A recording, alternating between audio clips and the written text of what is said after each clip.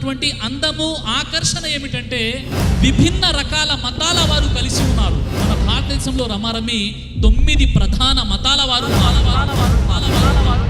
అలాగే ఎన్నో సంస్కృతులు, ఎన్నో మతాలు ఇక్కడ కలిసి ఉన్నాయి.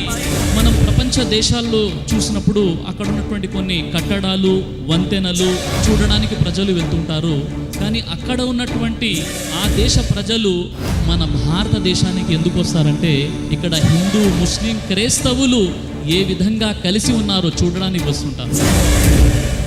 అందుకే భిన్నత్వంలో ఏకత్వం, ఇదే మన దేశ ఔన్నత్యం. లంకాధిపతి అయినటువంటి రావణుడు యుద్ధ భూమిలో ఆయన మృత్యుశయ్యపై అవసాన దశలో ఉన్నాడు.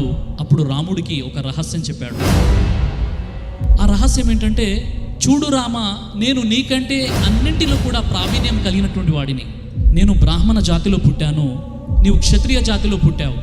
నా కుటుంబం నీ కుటుంబం కంటే పెద్దది, నా వయస్సు నీ వయస్సు కంటే పెద్దది, నా వైభవం నీ వైభవం కంటే కూడా పెద్దది, నా జ్ఞానం నీ జ్ఞానం కంటే కూడా గొప్పది. అలాగే నీ అంతఃపురం కంటే నా లంక నగరమే పెద్దది, నీ రాజ్యము కంటే నా రాజ్యమే పెద్దది. యుద్ధంలో నేను నీ ముందు ఓడిపోయానంటే దీనికి కారణం ఏంటో తెలుసా?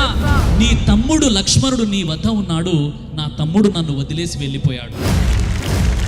ఈ భారతదేశంలో అన్నదమ్ములు ఎవరంటే హిందూ, ముస్లిం, క్రైస్తవులు. వీరిలో విచ్ఛిన్నం ఎప్పుడైతే ఏర్పడుతుందో, వీరిలో అనైక్యత ఎప్పుడైతే వస్తుందో, ఈ హిందూ, ముస్లిం, క్రైస్తవులు వేరు వేరు అనేటటువంటి భావనలు ఎప్పుడైతే ఏర్పడతాయో అప్పుడు ఈ భారతదేశ ప్రతిష్టత మొత్తం కూడా దెబ్బతింటుంది. మిత్రులారా, నా దేశం గెలిస్తే నేను గెలిచాను, నా దేశం ఓడిపోతే నేను ఓడిపోయినట్టు.